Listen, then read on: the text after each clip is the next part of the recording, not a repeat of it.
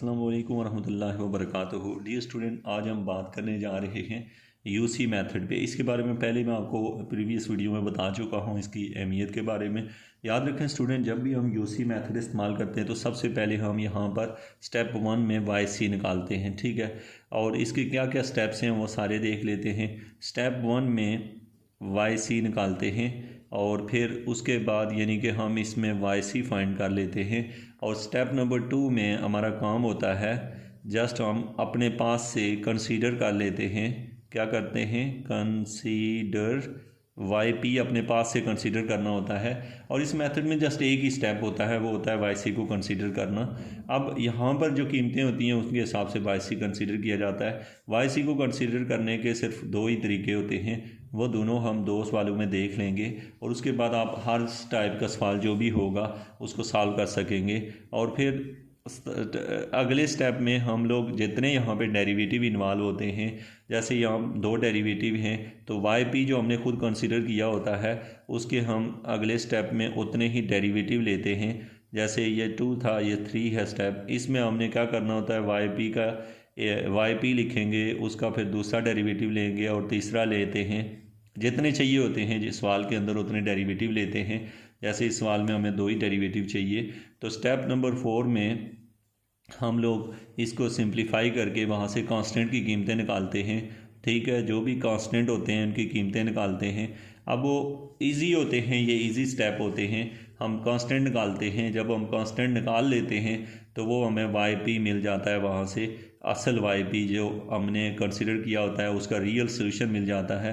फिर हमें last step में हम क्या करते हैं, जो वाई होता है वो वाई पी और वाई सी को ऐड कर देते हैं। वाई सी पहले निकला होता है, वाई पी बाद में, तो इनको ऐड कर लेते हैं। तो ये जो है total method of undetermined of coefficient जो होता है इसको हम सॉल्व कर लेते हैं। अब इस मेथड में सबसे पहले जैसे हमें ये सवाल दिया हुआ है, हमें कहा गया कि इसको method of undetermined of coefficient निकालें। अगर इस सवाल के अंदर ये दोनों टर्में ना दी हुई हों फिर भी इसका पैटर्न सेम होगा, ठीक है। इसी तरीके से हम उसे हल करेंगे। तो इसलिए यहाँ पर हम क्या करने लगे हैं, आप नोट कीजिएगा कि आपने देखा क्या है इसमें। इस सवाल के अंदर मेरे पास है 1/, पहले वाई सी निकालना है। वाई सी निकालने का तरीका क्या होता है, जो इस साइड पे दी हुई कीमत होती है इसको इस तरह लिख लें आप, d² - 3d + 2 = 0, ऐसे लिख लें, ऑपरेटर फॉर्म में लिख लिया। अब यहाँ से हमने डी के आंसर निकाले। अब आपको डी के आंसर निकालने आते होंगे, एक निकला है हमारा 1 और एक निकला है 2। आप इनको जज कर लें कैसे ये निकले हैं। अच्छा, जब ये डी के आंसर निकल जाते हैं तो स्टूडेंट यहाँ से हम क्या करते हैं, आपको ये निकालने आते होंगे, फैक्टराइजेशन कर लें या क्वाड्रेटिक फार्मूला लगा के हल करें तो ये आंसर आते हैं। अब इस वाई सी को हम ऐसे लिख देते हैं, c1e⁻1x + c2e⁻2x। ये हमने इसके आंसर निकाल लिए हैं। तो ये हमारे पास क्या निकला, वाई सी निकला। अब स्टूडेंट हमारा नेक्स्ट स्टेप होता है, स्टेप 1 हो गया है कंप्लीट, यानी आपने पहला स्टेप वाई सी वाला कंप्लीट कर लिया। अब वाई पी अपने पास से कंसीडर करना होता है सवाल को देख के। यहाँ पे अगर जो फार्मूला दिया है, अगर वो क्यूबिक कोई भी वाई पी लेते हैं, जब कोई भी लें तो हम लिखते हैं वाई पी x⁻k। कोई भी सवाल दिया हो इधर method of undetermined of coefficient में, तो उसमें हमेशा x⁻k लिखते ही लिखते हैं, यहाँ जो मर्ज़ी कुछ दिया हो। और फिर ब्रैकेट के अंदर जितने आर्डर का यहाँ पे फार्मूला दिया हो, मतलब ये क्यूबिक है तो यहाँ पे हम ये लिख देंगे ax³ + bx² और +cx + d, ये लिख देंगे। याद रखो स्टूडेंट, अगर यहाँ पे ये दोनों टर्में ना भी होती फिर भी हम यही लिखते, क्योंकि यहाँ पे जो सबसे हाईएस्ट पावर वाला होता है उतने आर्डर का हम यहाँ पे इक्वेशन लिखते हैं। जैसे ये क्यूबिक इक्वेशन है तो हमने उसे क्यूबिक फॉर्म में लिख दिया। इसमें ये जो ए बी सी डी होते हैं इनको कहते होते हैं अनडिटरमाइंड कोफिशिएंट, इसलिए इस मेथड का नाम मेथड ऑफ अनडिटरमाइंड कोफिशिएंट होता है, क्योंकि ए बी सी डी हमें पता नहीं होते और इनकी कीमतें निकाल के हम खुद निकालते हैं। तो मैं यहाँ पे ये समझा दूँ, लेट्स सपोज आपका सवाल यूँ होता कि ये पार्ट ना दिया होता तो फिर भी यही रहता, लेकिन अगर आपको क्यूब वाला नहीं स्क्वायर वाला ही दिया होता तो फिर आप ये क्वाड्रेटिक वाला फार्मूला लिखते। तो जिस टाइप की चीज़ दी होती है वैसा ही हम वाई पी सिलेक्ट करते हैं। ये हमने वाई पी सिलेक्ट कर लिया। अब स्टूडेंट अब आपने ये देखना होता है कि वाई पी में यहाँ के की जगह आप अगर ज़ीरो रखते हैं तो देखें के की जगह अगर मैं ज़ीरो रखता हूँ तो मेरा जो आंसर बचता है वो बचता है a x³ b(x² + c(x). वो आंसर हमारे वाई सी से मैच तो नहीं कर रहा, ये है हमारा वाई सी। तो अब देखें मैं यहाँ के की जगह जो मर्ज़ी रख लूँ, अगर ज़ीरो रखता हूँ तो ये 1 हो जाएगा, ये वाला आंसर उस आंसर से मैच नहीं करेगा।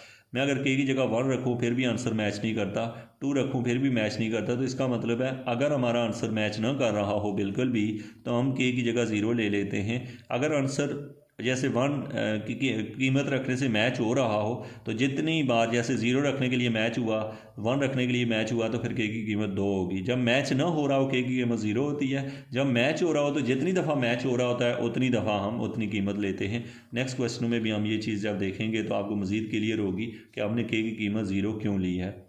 अब मैं फिर एक दफ़ा बता देता हूँ, अगर के की जगह 0 रख दें तो कि एक्स की ताकत 0 1 हो जाएगा और ये जो पीछे बचेगा ये वाला हिस्सा इस हिस्से से इससे जाके मैच नहीं करता, किसी भी जगह से मैच नहीं करता। तो इसलिए हम कहते हैं कि ये मैच ही नहीं करता उसके साथ, तो लिहाजा के की कीमत 0 है।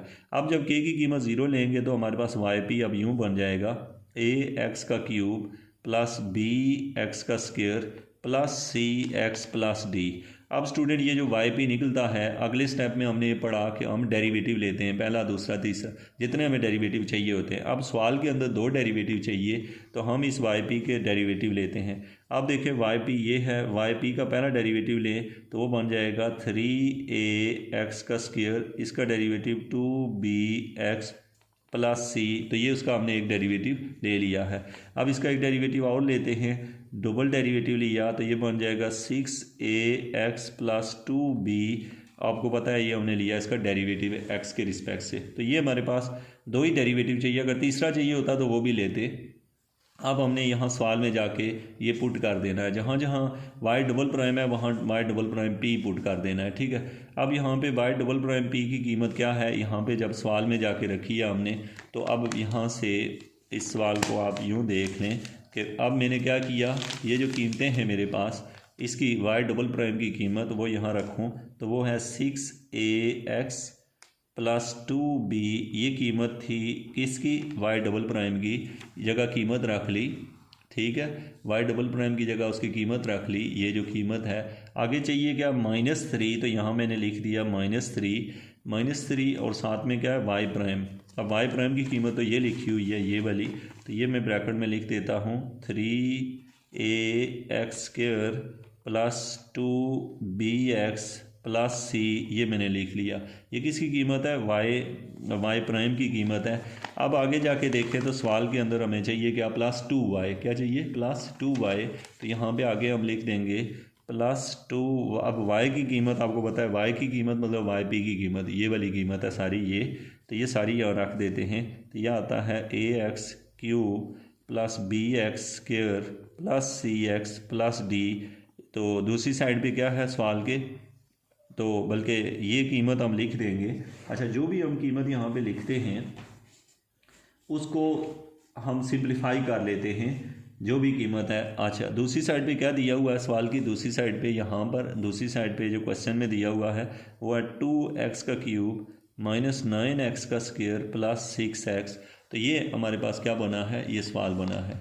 अब स्टूडेंट आपका यहाँ पे क्वेश्चन, यहाँ पे जो थोड़ा सा मैं आपको दिखा देता हूँ पूरा ही एक ही दफ़ा में, ताकि आपको सही पता चल जाए। ये देखें क्वेश्चन में असल में आपका सवाल है ये, इस सवाल में आपने अपने पास से yp लिया, yp का पहला डेरिवेटिव लिया और दूसरा लिया। आपसे को पूछता है 2 ही क्यों लिए, क्योंकि यहाँ पे 2 डेरिवेटिव चाहिए। ये जो कीमतें निकली हैं ये तीनों, ये उठा के हमने इस सवाल में यहाँ रख दी। जहाँ जहाँ y" है वहाँ yp" पुट किया, जहाँ y' था वहाँ yp', और ये y की कीमत जो ये वाली है ये रखी है, तो दूसरी साइड पे जो लिखा हुआ है वही यहाँ पे लिख दिया। तो हमारा सवाल ऐसे बन जाता है, ठीक है, कीमतें पुट करने के बाद। अब स्टूडेंट जब आप कीमतें पुट कर लेते हैं तो यहाँ से आपने कंपेयर करना होता है, किसको, सबसे पहले आपने यहाँ से जब कंपेयर करेंगे किसके, आप सबसे पहले सबसे बड़ी ताकत कंपेयर किया करें, उसका हमें फ़ायदा ये होता है। आप छोटी कंपेयर भी कर सकते हैं, लेकिन बड़ी से ये होता है कि सबसे आसान इक्वेशन सबसे पहले आती है, ये सबसे बेस्ट टेक्निक होती है। यानी मैं यहाँ पे लिखता हूँ कि मैं coefficient of x square compare करने लगा हूँ, ठीक है। तो इसको मैं लिखूँगा इक्वेटिंग क्या चीज़ थी, कोफिशिएंट ऑफ एक्स। सबसे बड़ी ताकत देखें तो एक्स क्यूब है, तो एक्स क्यूब के कोफिशिएंट अगर मैं कंपेयर करूं तो इधर ढूंढें तो आपको एक्स क्यूब कहीं नज़र आ रहा है इस सवाल के अंदर, तो ये लिखा हुआ है एक्स क्यूब, ये लिखा हुआ है। तो इसके साथ क्या लिखा हुआ है 2a, क्या लिखा हुआ है 2a, और कोई एक्स क्यूब है ही नहीं। दूसरी साइड पे एक्स क्यूब कितना है 2x क्यूब है, तो यहाँ से मेरे पास 2 से कैंसिल हो गया।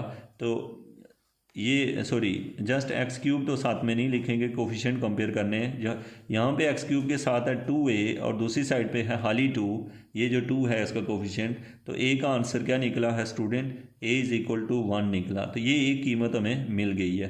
अब हमने क्या करना होता है, जब coefficient of x cube compare किए तो अब हमने क्या करना है, इक्वेट करते हैं, equating coefficient of x square. अच्छा एक्स स्क्वायर के कोफिशिएंट इक्वेट करो तो यहाँ पे क्या है, एक्स स्क्वायर की इसमें कोई कीमत नहीं है, इसमें है, ये लिखी हुई है। तो ये कितनी है -9a, आपको पता है ये से मल्टीप्लाई होगा -9a, और यहाँ पे भी एक्स स्क्वायर है, इसकी कीमत है +2b लिख दिया। और दूसरी साइड पे आ गया एक्स स्क्वायर का कोफिशिएंट आ गया इक्वल टू -9, ठीक है, कितना आ गया -9। तो ये हमने लिख लिया है इसका कोफिशिएंट भी। अब ओवरऑल जो है ये कीमत जो a की हम ऊपर निकाल चुके हैं वो यहाँ पुट करेंगे, तो ये आ जाएगा -9 + 2b इक्वल टू -9, ठीक है। ये निकली, यहाँ से 2b का आंसर आ गया स्टूडेंट, ये 9 उधर जाएगा तो ये देगा 0। तो ओवरऑल जो है ना मेरे पास निकला है b इज़ इक्वल टू 0, ठीक है। तो आपने क्या कर लिया, b की कीमत 0 निकाल ली है। अब स्टूडेंट आपका सवाल है कि अब हम क्या करेंगे, नेक्स्ट हम ये करते हैं equating the coefficient of x, equating the coefficient of x. अब एक्स के कोफिशिएंट यहाँ से कंपेयर करें अगर, तो इधर जो कोफिशिएंट है वो है 6a, कितना है 6a है, इधर वाला कोफिशिएंट है 6a, इधर जो कोफिशिएंट है वो है -9b, ये 9 नहीं 6, -6b, 3 2 ज़ा 6 हो गया 6b, और इधर जो x का कोफिशिएंट है इस कोने के अंदर वो ये है cx, जिसके साथ 2 मल्टीप्लाई होगा तो ये बन जाएगा 2c, और दूसरी साइड पे x का कोफिशिएंट है +6, कितना है सॉरी इक्वल टू 6, ये हो गए। तो हमने ये कंपेयर कर लिए। अब स्टूडेंट इसमें हमें जो कि a और b की कीमत पता है, a की जगह हमने रख दिया 1, b की जगह रखा 0, और यहाँ बना 2c इक्वल टू 6। तो ओवरऑल ये 6 उधर जाके माइनस हो जाएगा, तो ऐसे करके हमें c का आंसर भी 0 मिलेगा, क्योंकि इसको अगर और सिंप्लीफाई करें तो c का आंसर आ गया 0।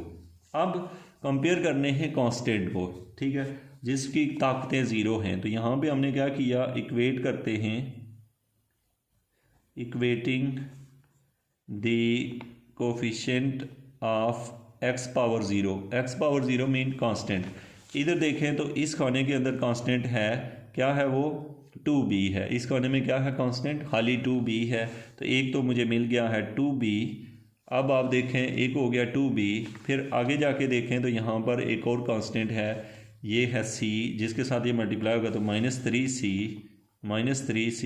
और इसमें भी एक कांस्टेंट है उसका नाम d है, तो ये बन जाएगा 2d + 2d, और फिर दूसरी साइड पे स्टूडेंट को कांस्टेंट है ही नहीं, तो इसलिए उसकी जगह लिख देंगे इक्वल टू 0। अब स्टूडेंट जिनकी कीमतें पता है, हमें पता है कि हमारे b का आंसर कितना है 0, c का आंसर है 0, तो d का आंसर भी क्या निकला 0। तो इस तरह करके हमें अननोन जो कोफिशिएंट हैं a b c d उनकी कीमतें मिल गई है। अब नोट करें स्टूडेंट, हमने जो अपने पास से YP लिया था ये वाला, इस YP के A B C D की कीमतें अब हमें मिल गई हैं, B C और D तीनों की कीमतें 0 मिल गई हैं, और A की कीमत हमें 1 मिली है। तो इसका मतलब है अब हमें YP मिल गया है। अब हमारा YP यहाँ से निकलेगा, आप आखिरी लाइन में लिखेंगे कि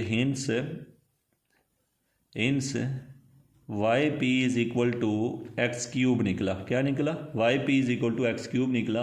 क्यों ये निकला, क्योंकि मैंने इस जगह 1 रखा, इसकी जगह 0 0 0, यही हमें चाहिए होता है। तो इसको मेथड ऑफ अनडिटरमाइंड कोफिशिएंट क्यों कहते हैं, क्योंकि हमने YP अपने पास से लिया था, लेके उसके अंदर जो constant A B C D थे उनकी कीमतें हमने निकाल ली हैं। This is the process to find the to solve a problem in by using the method of undetermined of coefficient. अब आपका सवाल यहाँ पे ये बनता है कि method of undetermined of coefficient में से दो कॉन्सेप्ट यूज़ होते हैं। पहला कॉन्सेप्ट ये होता है कि वाई पी कैसे सिलेक्ट करना है, और दूसरा कॉन्सेप्ट होता है के की वैल्यू कैसे सिलेक्ट करनी है। इसके बेस के ऊपर हम कोई भी क्वेश्चन जो है वो हम सॉल्व कर सकते हैं। नेक्स्ट में हम एक और सवाल इस तरह का देखेंगे, यहाँ पे जहाँ कीमत चेंज हो तो हम उस टाइप के सवाल को कैसे हल करें method of undetermined of coefficient से। Thank you so much.